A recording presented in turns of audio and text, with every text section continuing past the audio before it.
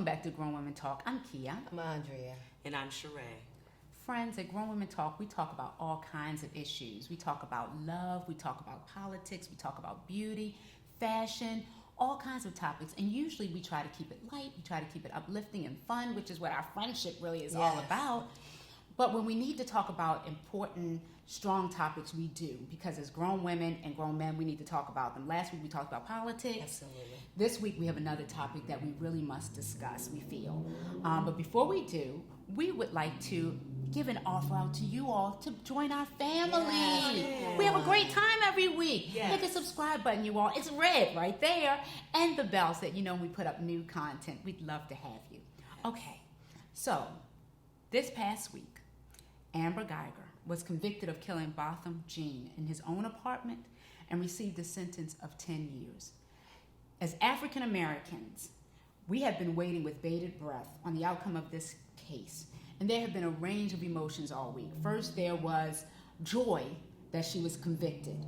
Then, many of us experienced anger when she only received a sentence of 10 years. However, the biggest conversation, the biggest outcry that I've seen on social media this week has come in response to Botham Jean's brother, his 18-year-old brother, who offered forgiveness to Amber Guyger in his victim impact statement, okay, and that's Brandt Jean. And so that's what we want to talk about today. We're not going to talk about how the judge hugged the Amber Guyger or the lady that stroked the hair, but I want to talk about the brother because that is who all of the talk has been about this week. And so how do we feel about that? I have an opinion, and you all, we haven't talked about this, so we don't even know if we all agree on what we're getting ready to talk about. But I think it's so important that we get it out there about what has happened and what we feel about it. I can feel you, Charm, because I can feel your energy. So talk about it. No, I was actually going to let you or Sheree go first. But I think that the only thing that I will say is, although we are not talking about the judge and we're not talking about the correctional officer, you should. We'll come back to that. I want you to go first. No, I can't. I don't want to come out of the gate like that. Okay. So my point of view, you all may know and you may not know that I'm a mental health professional. So I feel like, my stance is based on my experience in that field and with people who have come through traumatic issues and how they dealt with it or not, and the ramifications of not dealing with it ends up being more depression, anxiety, substance abuse. I mean, it's just huge. So for me, to watch the young man, the young brother at 18, leave the stand and come over to hug the woman, the police officer who killed his brother, to me it was lovely. And I don't know if you can understand my point of reference, but for me, when you hold unforgiveness or just hold on, and I think he released himself from whatever he was feeling with her, and to hold on is to really have like a chain. If you have cufflinks, or what is that when you get arrested? To have handcuffs on himself and the woman, because to hold art against her takes effort. It takes time and it takes energy to hold something against someone. And for me, when he did that, he just said, I'm not going to do it anymore. I feel like he wants justice, the legal system to take a stand, and we can all pick it and do everything we want to do around the case. But for him personally, he was releasing her from his hold. And to me, that was lovely. I think, Sheree, you raised an interesting point. And as we see across the country these trends in terms of forgiveness, which is critically important. There was a case here in Baltimore. A young boy had been shot. His mother went over to the other mother and they embraced. And, but here's my challenge. I don't want for 1 second to think that now has to be the new mantra for black people, that we got to forgive you, or that we have to have this open display of forgiveness. I will respect everybody's process. Right. Because I think that perhaps you are right. I know that you know that is the step to healing. But I don't know that we owe her that. Mm-hmm. And for me, when I think of that, I think, so is this the trend now for black people that we got to come up to you and forgive you openly? Mm-hmm. I would like to say that when I first saw the clip of his speech and what happened, my social justice fist rose up and I was mad. And I was like, why would the young man feel the need to do that? What is the push behind it? What is all of that, going for? But then my mind took me back to the Emmanuel 9. My mind took me back to the 9 African American people who were killed in the church in South Carolina by a young white man who said he just hated all black people and he killed them, okay?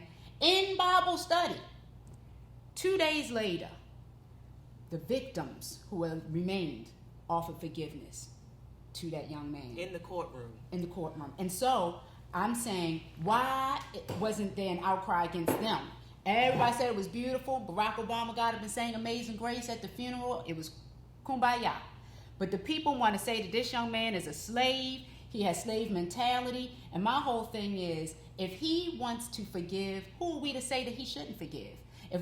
Why should he bear the weight of all African Americans on his back for this case and all of our trials and all of our years and years and years of saying, I get what you're saying, I do. But why should he bear that burden?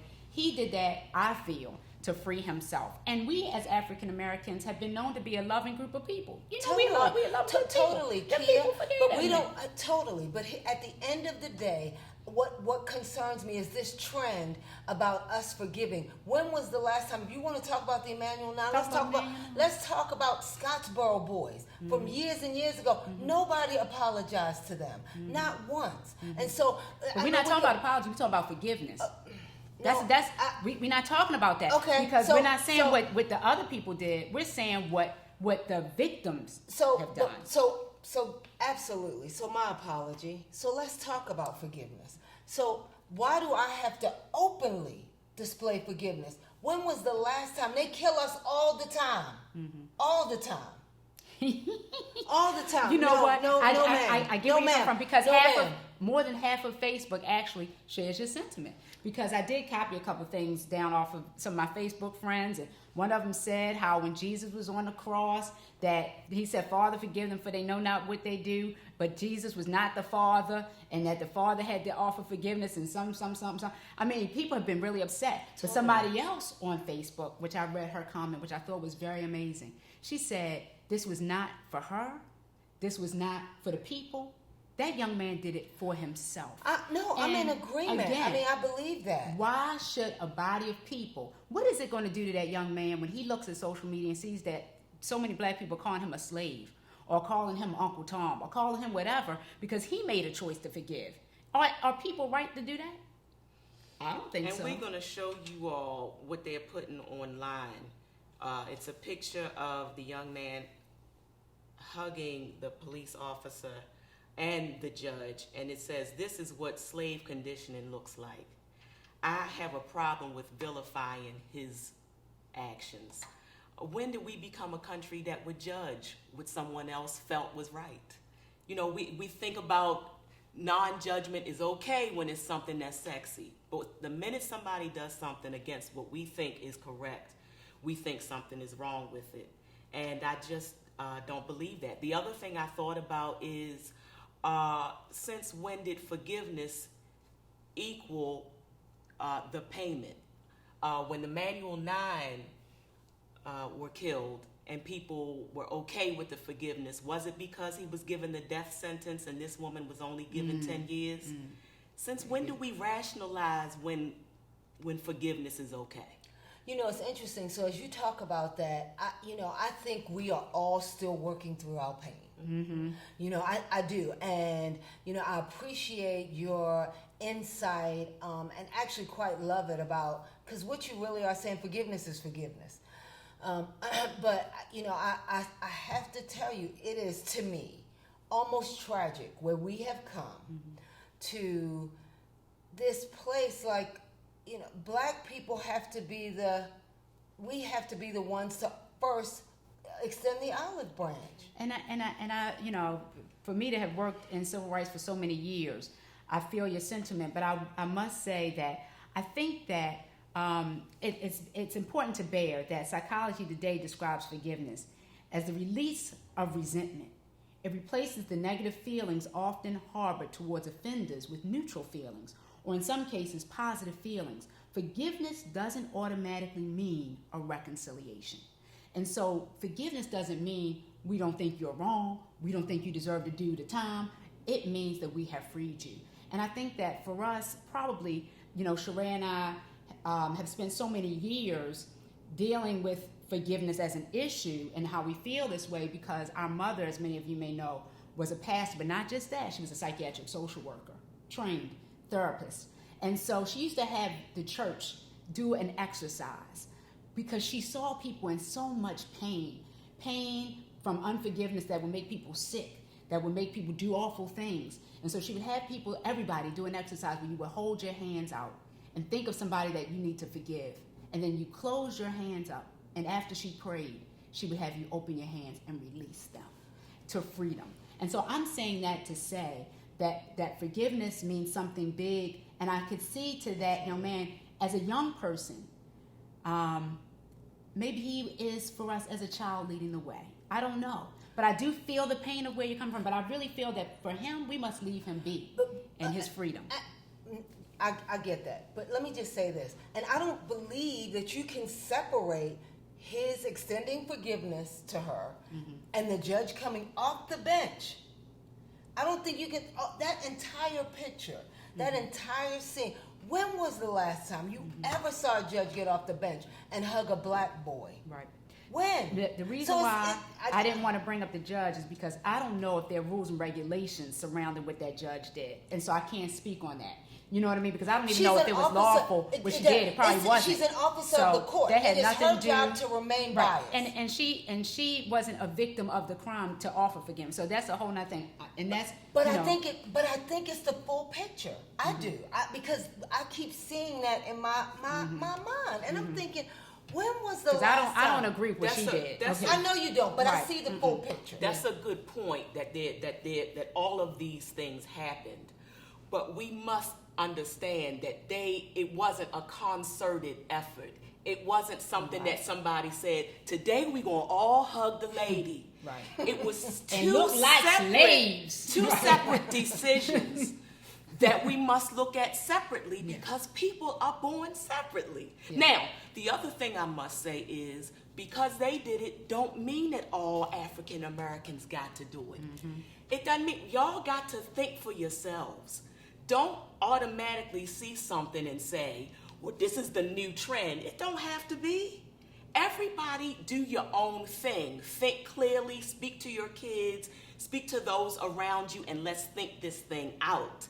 But also, if it is the new trend or that African Americans always hug first, is it not beautiful that African Americans seem to always take the high road? But we always. There's another way to look at it. I appreciate that. I just feels like yet again another deficit. So we keep pouring out, and yet it's not reciprocated. And I don't know that I see the long-term benefit. I'm sure they're gonna probably try and work on me. But I hear you, and I. Well, I'm glad that you had the opinion because it is half of Facebook that's feeling this way. You know, so we wanted to bring you these thoughts. And again, one thing we didn't point out is what the brother did say is that he wanted her to find Jesus. That's what he said. His wish for her is that she would find Christ. And if that forgiveness helps that lady find Christ and she can go in there and do some good things and show that she has changed for some other people, maybe that will be a real thing to make a movement in some kind of way. And if people, instead of us putting our mouth on, because there are a lot of my Christian friends on Facebook talking about this, I ask you today, pray for that young man and pray for Amber Guyger. All right? So, I'm so glad that we had so many views today on Grown Women Talk. You know she looked at me, right? I'm so glad I love it. That's why we are together. Just makes it fun. It makes it fun. But anyway, you all, tell us what you think. Please. Because it's all about having a conversation. Absolutely. Put your comments below. every voice is important. Absolutely. All right, y'all. So until next time, get ready. Reset. And go. Bye. Bye. Yeah.